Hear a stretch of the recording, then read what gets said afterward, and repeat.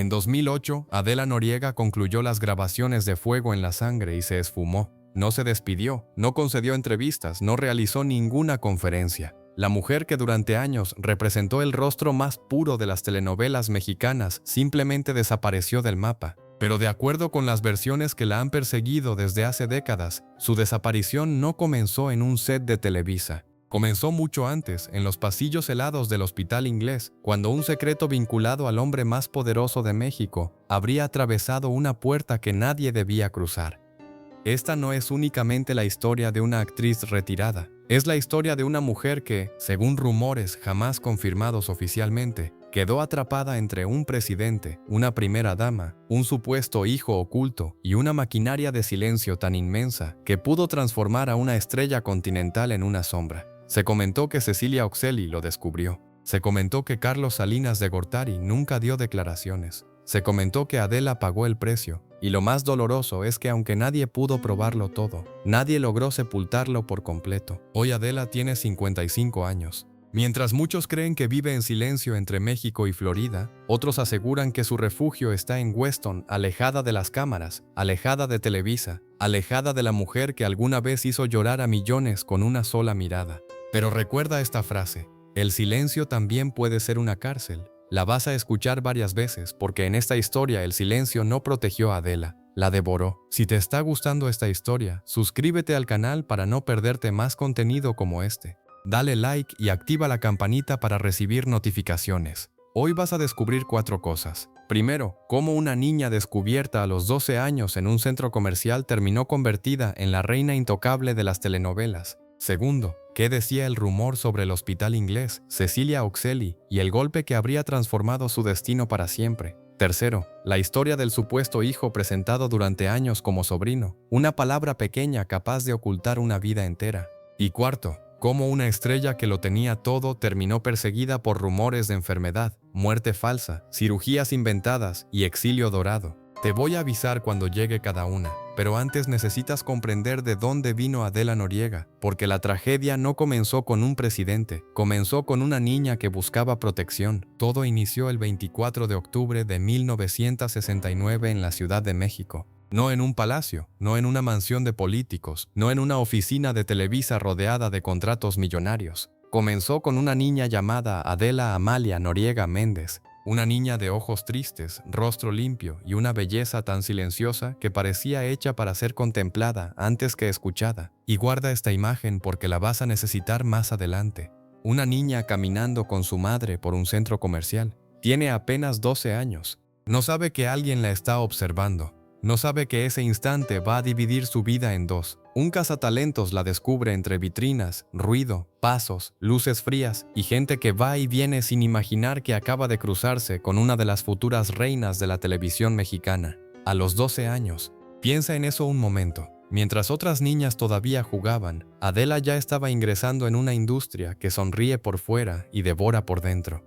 Primero fueron comerciales, luego videos musicales. En 1982 apareció ligada al mundo de Luis Miguel con Palabra de Honor. En 1983 con Lucía Méndez en Corazón de Fresa. Nombres grandes, cámaras grandes, promesas grandes.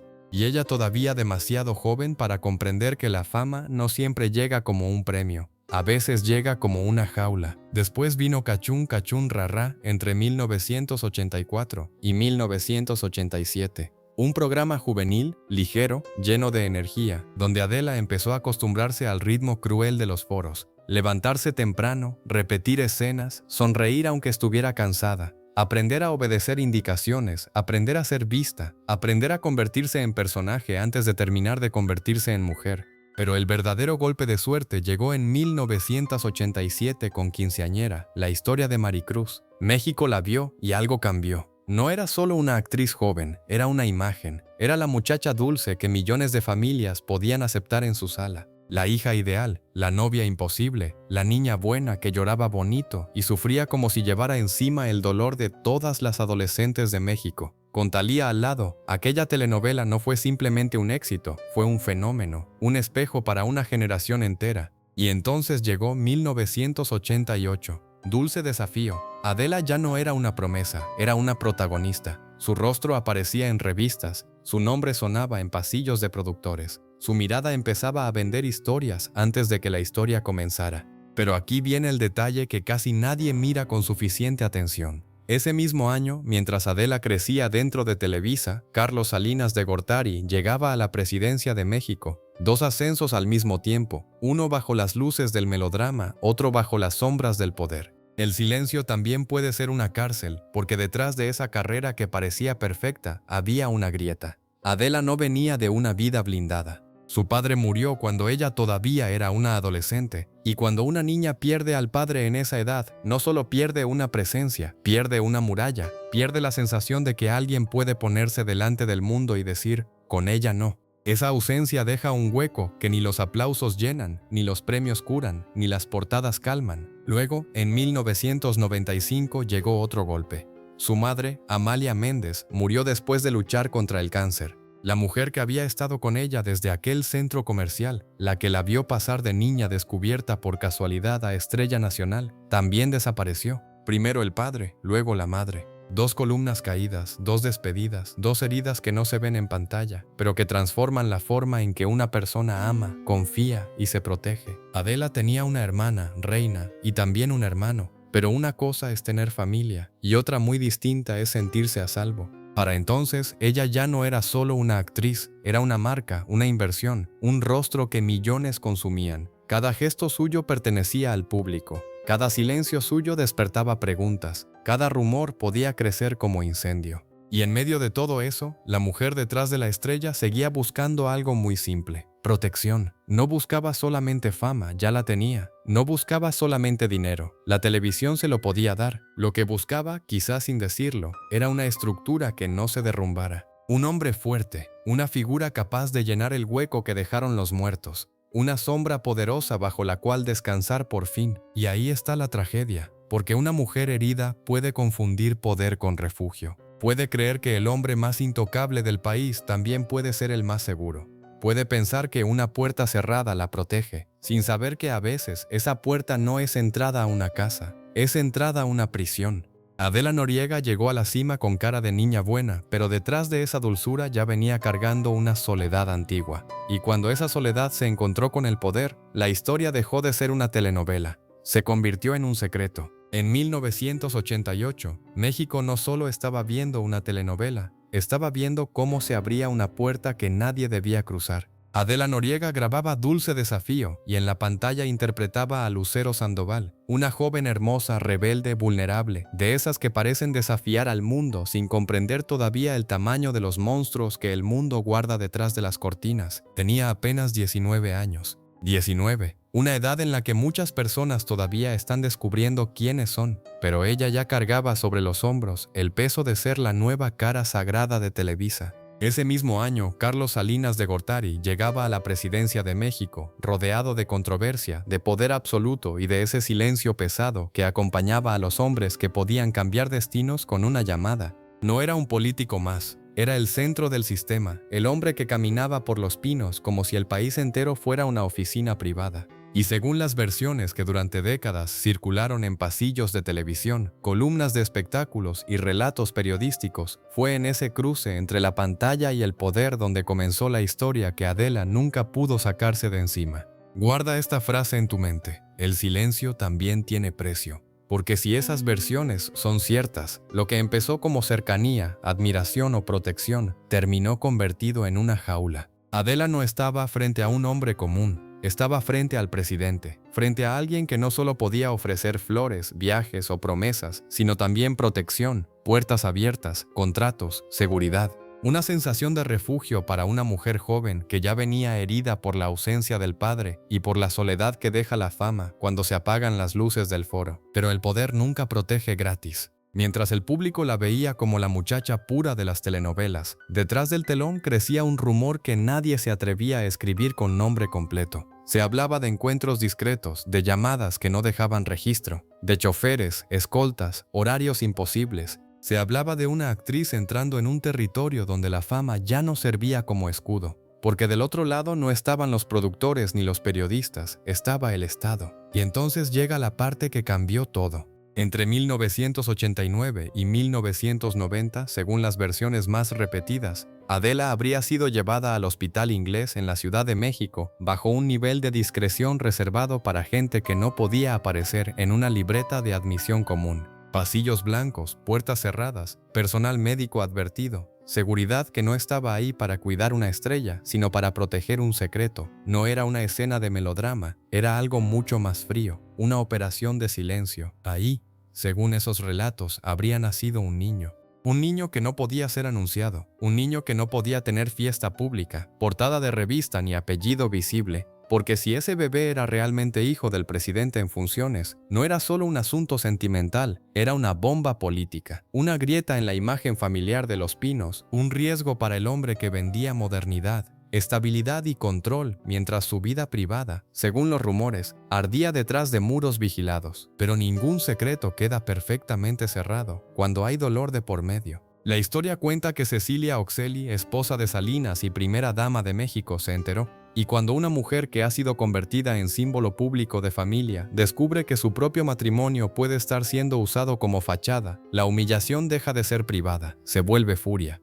Según las versiones que nadie logró borrar del imaginario popular, Cecilia llegó al hospital acompañada por seguridad presidencial. Entró a la habitación, vio a Adela, vio la evidencia viva de una traición que el sistema intentaba administrar como si fuera un trámite. Y entonces vino el golpe.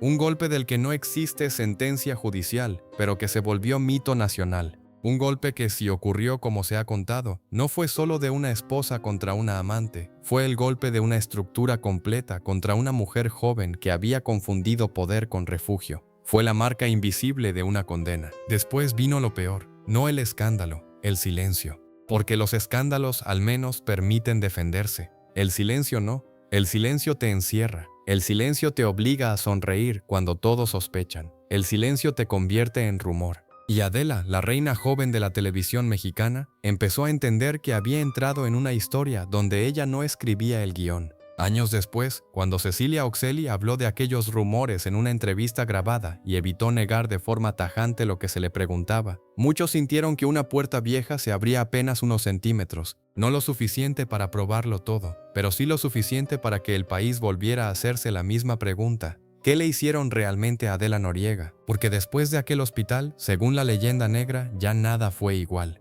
La actriz que parecía destinada a reinar durante décadas comenzó a moverse como alguien vigilado por una sombra. El secreto había nacido, el niño también, y desde ese momento la vida de Adela dejó de pertenecerle por completo. Si aún no te has suscrito, este es el momento perfecto para hacerlo. No te pierdas el resto de esta historia. El niño no nació en una casa iluminada por globos, ni en una portada tierna de revista. Según las versiones que han perseguido a Adela Noriega durante décadas, nació bajo otro tipo de luz, luz blanca de hospital, luz fría, luz vigilada, la clase de luz que no celebra sino que interroga. Y desde ese primer instante, antes incluso de aprender a caminar, el niño ya cargaba una condena que ningún bebé debería cargar jamás. Lo llamaron, según esas versiones, Carlos Rodrigo Salinas Noriega. Un nombre que, de haber sido pronunciado en voz alta en el momento equivocado, habría podido sacudir demasiadas paredes, porque no era solo un niño, era la prueba viva de una historia que el poder no podía permitir que respirara a plena luz. Era sangre, era apellido, era pregunta.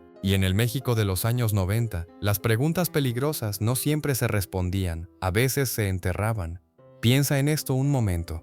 Mientras millones de personas veían a Adela Noriega como la muchacha pura de las telenovelas, como el rostro limpio de una generación, en la vida real, según los relatos más insistentes, ella tenía que aprender el papel más cruel de todos. No el de protagonista, no el de heroína sufrida, el papel de fingir que su propio hijo no era su hijo. Ahí nace la mentira del sobrino. La versión que durante años circuló decía que el niño era hijo de Reina Noriega, hermana de Adela. Una explicación práctica, una coartada familiar, una manera de tenerlo cerca sin despertar demasiadas sospechas. Así el niño podía entrar y salir de su mundo, aparecer en ciertos círculos, crecer bajo una protección silenciosa. Pero cada vez que alguien preguntaba, la respuesta tenía que ser la misma. No es mi hijo, es mi sobrino. Guarda esta frase en tu mente. A veces la mentira que salva una vida también destruye una identidad. Porque la tragedia de ese niño no fue la pobreza, no fue el abandono material, no fue la falta de techo ni de comida. Fue algo más fino, más invisible, más difícil de explicar. Crecer rodeado de comodidad, de viajes, de puertas cerradas, de adultos que saben demasiado y hablan demasiado poco, pero sin poder tocar la verdad más simple de todas. ¿Quién soy? ¿De dónde vengo? ¿Por qué mi historia no puede decirse completa? Un niño puede vivir en una mansión y aún así sentirse expulsado de su propia vida. Puede tener juguetes caros y no tener permiso para llevar su apellido como una bandera. Puede tener seguridad, dinero, viajes, colegios, ropa impecable y aún así crecer con una grieta en el pecho. Porque la identidad no se compra, la identidad se reconoce. Y cuando nadie la reconoce, se vuelve una habitación oscura dentro del cuerpo.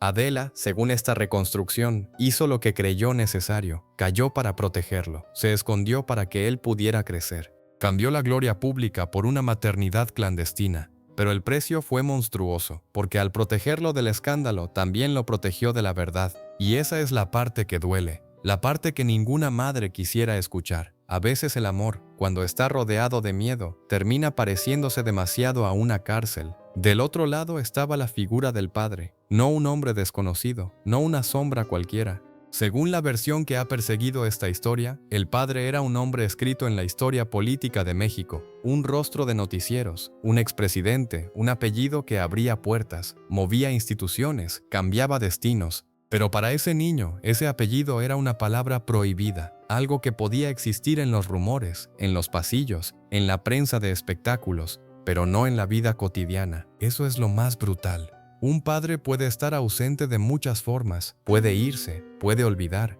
puede no llamar. Pero aquí la ausencia, según esta historia, era más grande. Era una ausencia construida por el sistema, una ausencia organizada, una ausencia con escoltas, abogados, silencios y miedo. No se trataba solo de un hombre que no aparece, se trataba de un poder entero diciendo que ese niño no debía existir públicamente.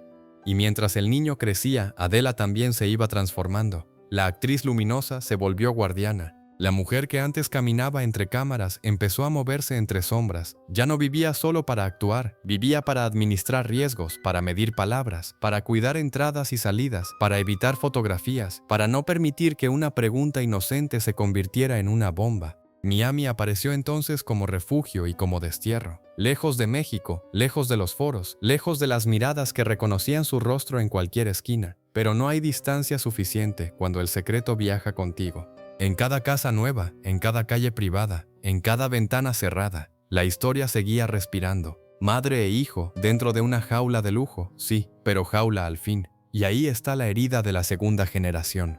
Carlos Rodrigo, si esa versión es cierta, no heredó una fortuna primero, heredó una mentira. Heredó la obligación de vivir con cuidado. Heredó una historia que no podía contar sin lastimar a su madre y sin despertar fantasmas demasiado poderosos. Por eso esta no es solo la historia de Adela Noriega. Es la historia de un niño convertido en secreto nacional antes de poder elegir su propio nombre. Y cuando una familia se construye sobre una mentira tan grande, tarde o temprano esa mentira necesita una estructura que la sostenga. Y esa estructura no se levantó con amor, se levantó con dinero, propiedades y exilio. Después de la mentira del sobrino vino la parte más fría de toda esta historia, la supervivencia. Porque cuando una mujer es expulsada de su propio mundo, no basta con esconderse. Hay que aprender a respirar en otro país, con otro nombre, con otras reglas, con otra vida construida sobre documentos, propiedades y puertas cerradas. Adela Noriega no salió de México como salen las estrellas cuando quieren conquistar nuevos mercados.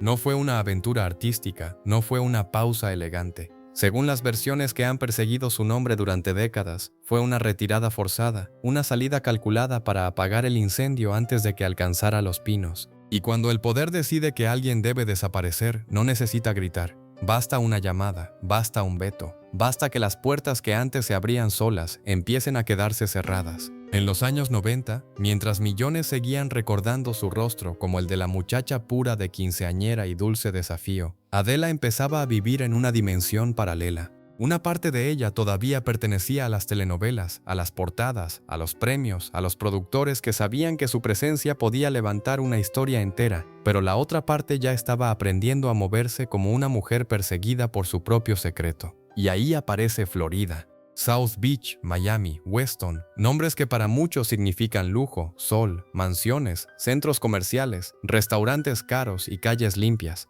Pero para Adela, según esas versiones, no eran vacaciones, eran distancia, eran frontera, eran el lugar donde una actriz mexicana podía convertirse poco a poco en una sombra con cuentas bancarias, propiedades y una vida tan discreta que parecía diseñada por abogados, no por sueños. Porque el exilio necesita dinero, mucho dinero. No se sostiene una vida blindada solo con recuerdos de telenovela. No se mantiene una casa privada, seguridad, viajes, silencio y protección con aplausos pasados. Y por eso, con el tiempo, empezó a circular otra pieza del rompecabezas, la transformación de Adela Noriega en una figura vinculada al negocio inmobiliario. La mujer que antes vendía lágrimas en horario estelar habría empezado a moverse entre inversiones, compraventas, propiedades, intermediarios y operaciones discretas en el sur de Florida. Piensa en eso un momento. La actriz que un día hizo llorar a todo México en El privilegio de amar terminó escondida detrás de contratos de bienes raíces. La reina del melodrama cambiando libretos por escrituras, escenarios por oficinas, camerinos por documentos, reflectores por ventanas polarizadas. Y no hay imagen más cruel que esa, porque una propiedad puede parecer libertad desde afuera. Una mansión puede parecer victoria. Una casa en Weston puede parecer la prueba de que alguien sobrevivió. Pero guarda esta frase en tu mente. No toda casa grande es un hogar. A veces es una cárcel con jardín. A veces es una fortaleza construida no para vivir mejor, sino para no ser encontrada. Según esas versiones, el dinero que rodeó esta nueva etapa no era solo riqueza, era blindaje, era compensación, era una forma de comprar silencio sin llamarlo silencio. Si hubo acuerdos, si hubo protección, si hubo recursos entregados para sostener la distancia, todo quedó envuelto en esa zona gris donde las historias del poder nunca dejan huellas fáciles. Nada firmado ante cámaras, nada dicho en voz alta, solo el resultado visible. Una mujer que ya no necesitaba trabajar como antes y que aún así pagaba el precio más caro, la desaparición de sí misma. Y mientras Adela reforzaba esa nueva vida, el hijo crecía dentro de la misma estructura.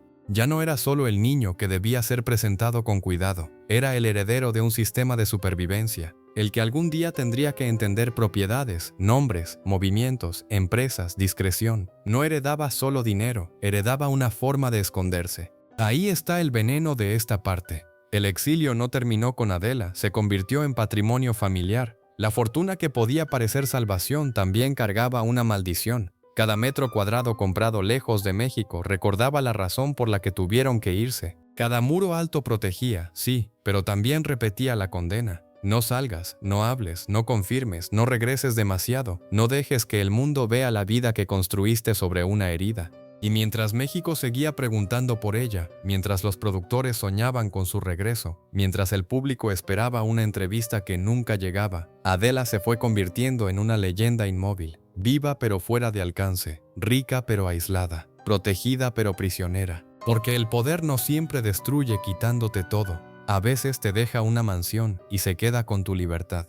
Para entender el verdadero precio del exilio de Adela Noriega, primero hay que romper una ilusión. No basta con imaginar una mansión en Florida, jardines impecables, ventanas oscuras, calles limpias, silencio caro. Eso es lo que se ve desde afuera. Lo que no se ve es la condena, porque una mujer puede vivir rodeada de lujo y aún así estar cumpliendo una sentencia. Y según las versiones que han perseguido su nombre durante más de 30 años, Adela no solo perdió México, perdió algo más cruel, perdió el derecho a defenderse. Guarda esta frase en tu mente. Cuando una mujer guarda un secreto demasiado grande, los demás empiezan a inventarle una vida. Eso fue exactamente lo que ocurrió después de su desaparición gradual, después de los años en que su rostro dejó de aparecer en entrevistas, después de que Fuego en la Sangre marcara en 2008 su última gran aparición televisiva. El país empezó a llenar el vacío con veneno, porque el público no soporta que una estrella se vaya sin explicación. Necesita una causa, necesita una caída, necesita una enfermedad, necesita una deformación, necesita una tragedia que justifique la ausencia. Y como Adela no hablaba, hablaron todos los demás. Primero dijeron que se había destruido el rostro con cirugías, que ya no se parecía a la mujer de quinceañera, que por eso no quería cámaras, que se escondía porque la belleza que México había adorado ya no existía. Piensa en la crueldad de esa versión. A una mujer que había sido convertida en símbolo de pureza y belleza, la castigaron con el rumor más despiadado que puede caer sobre una actriz. Ya no quiere mostrarse porque ya no es digna de ser vista. Después vino algo peor. En 2018 circularon versiones sobre una supuesta enfermedad grave. Luego llegaron rumores de muerte. Y años después, con la brutalidad fría de Internet, aparecieron videos, montajes, imágenes creadas para confundir, titulares que insinuaban finales trágicos, despedidas falsas, supuestas confesiones, supuestas últimas fotos. Adela estaba viva, pero el mundo ya había ensayado varias veces su funeral. Eso no es chisme, eso es una forma de violencia pública.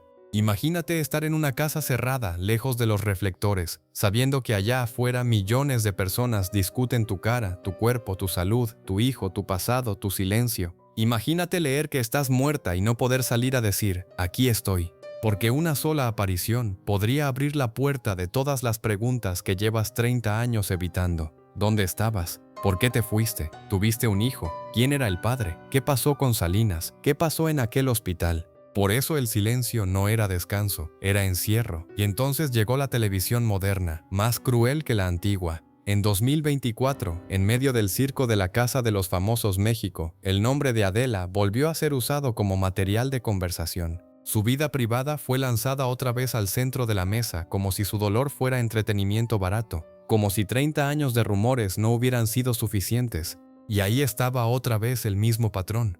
Personas hablando de ella, personas asegurando cosas, personas convirtiendo una historia familiar en espectáculo. Pero lo más absurdo llegó con Peso Pluma. Sí, la maquinaria del rumor cayó tan bajo que algunos empezaron a decir que el cantante era hijo de Adela Noriega y Carlos Salinas de Gortari. Una teoría sin sentido, repetida en redes, compartida como burla, como meme, como juego. Y tuvo que salir Carla Estrada, una de las pocas figuras cercanas a ese mundo, a decir que aquello era ridículo, que no tenía lógica, que la gente inventaba demasiado. Pero el daño ya estaba hecho, porque cada rumor no cae sobre el aire, cae sobre una persona, y cae también sobre su hijo. Y si Carlos Rodrigo existe, como lo han sostenido tantas versiones, entonces él no solo heredó propiedades, discreción y una vida lejos del ruido, también heredó la humillación. Heredó ver a su madre convertida en rumor nacional. Heredó el deber de protegerla sin poder limpiar completamente su nombre. Heredó un pasado que no eligió y una identidad que otros convirtieron en burla.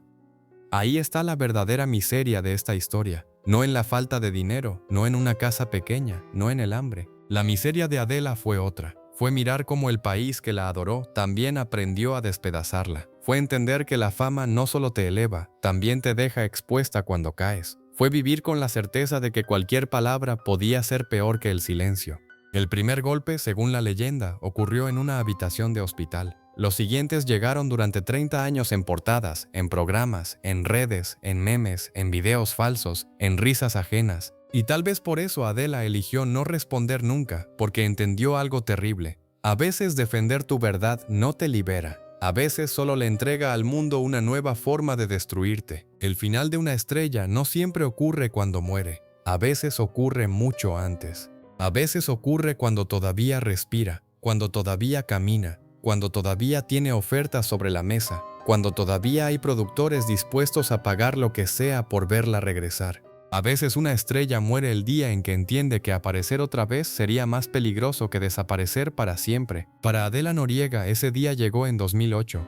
Fuego en la Sangre no fue solo una telenovela más. Fue la última puerta, el último foro, la última vez que millones de personas pudieron verla moverse bajo la luz artificial de Televisa como si nada hubiera pasado. Ahí estaba Sofía Elizondo Acevedo. El rostro sereno, la mirada triste, la actriz que todavía podía sostener un melodrama entero con un silencio. Pero detrás de esa imagen algo ya estaba roto. No en la pantalla, en la vida. Cuando terminaron las grabaciones, no hubo despedida oficial, no hubo entrevista final, no hubo lágrimas frente a cámaras, no hubo un gracias por tantos años, no hubo gira de nostalgia, no hubo una portada donde Adela explicara que necesitaba descansar. Nada, simplemente desapareció.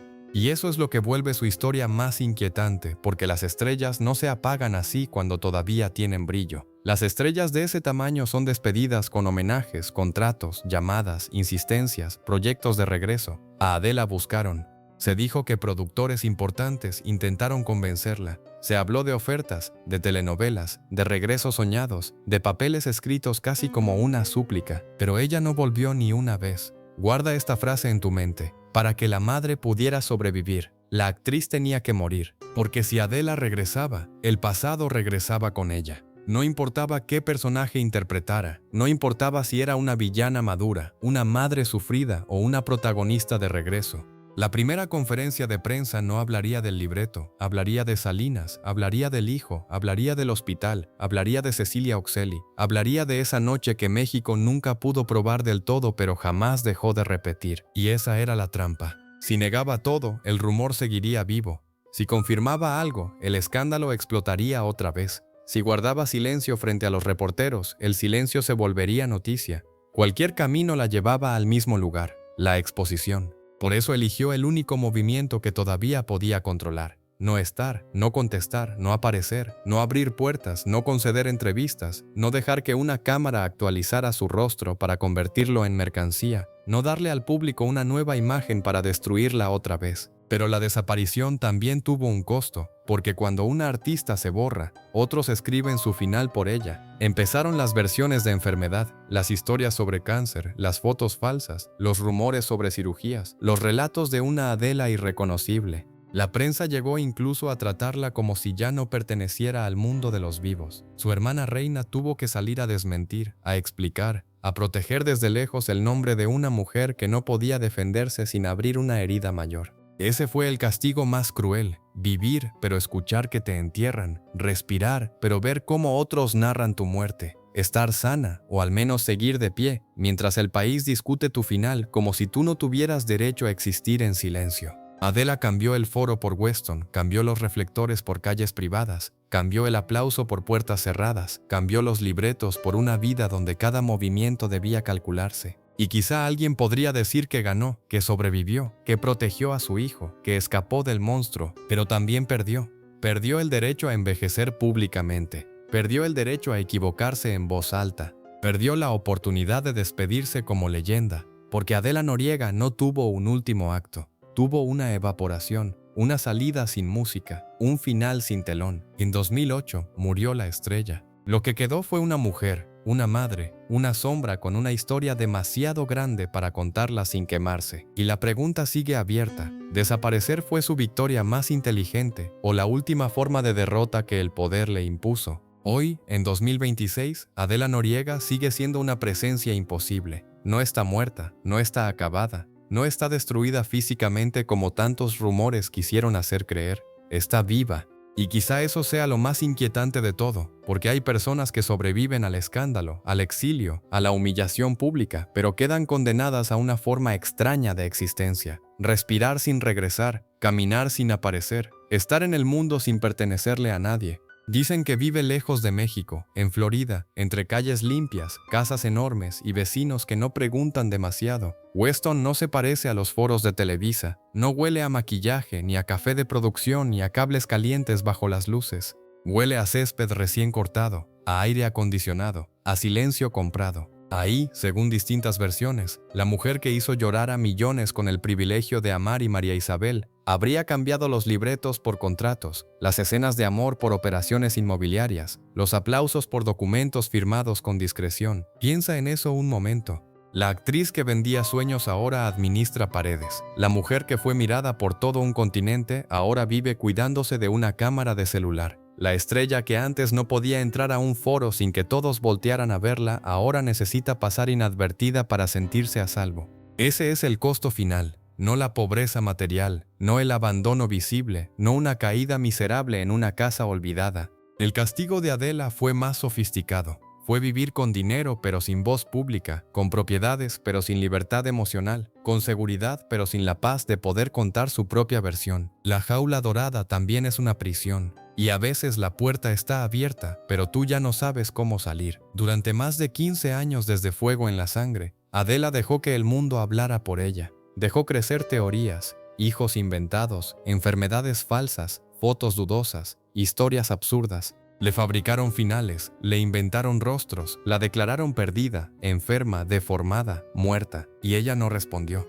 No porque no pudiera escribir una frase, no porque no tuviera fuerza, sino porque una frase podía encender el incendio completo. Porque detrás de cada rumor pequeño estaba la gran pregunta: el presidente, el hijo, el hospital, el exilio, la humillación. 30 años resumidos en un silencio que ya no parecía estrategia, sino destino. Y aquí está la parte más triste. Adela Noriega merecía otro final. Merecía despedirse de su público con una entrevista honesta, con un último proyecto, con un homenaje donde pudiera decir: hasta aquí llegué. Merecía envejecer ante las cámaras sin que la despedazaran por cambiar. Merecía tener derecho a ser mujer, madre, actriz, persona, sin que su vida quedara reducida a un secreto político. No lo tuvo, nadie se lo dio. El poder le arrebató la tranquilidad, la fama le arrebató la intimidad, el silencio le salvó algo, quizá a su hijo, quizá su estabilidad, quizá su vida privada, pero también le cobró todo lo demás. Por eso esta historia no termina con una mansión en Florida, termina con una pregunta. ¿Adela ganó porque logró sobrevivir lejos del monstruo, o perdió porque tuvo que desaparecer para que el monstruo dejara de perseguirla? Tal vez la respuesta está en esa imagen final. Una casa iluminada en Weston, cortinas cerradas, una mujer adentro, viva sí, pero rodeada por 30 años de nombres que no puede decir en voz alta. Y entonces entiendes la verdad más cruel. No hay apellido presidencial que valga una vida entera en el exilio. No hay secreto de Estado que justifique borrar a una mujer. Y no hay jaula tan dorada que deje de ser jaula cuando el precio de entrar fue perder tu propia voz. Si esta historia te impactó tanto como a nosotros, suscríbete a Artistas al Descubierto para más contenido exclusivo. Dale like y comparte este video para que más personas conozcan la verdad detrás del silencio.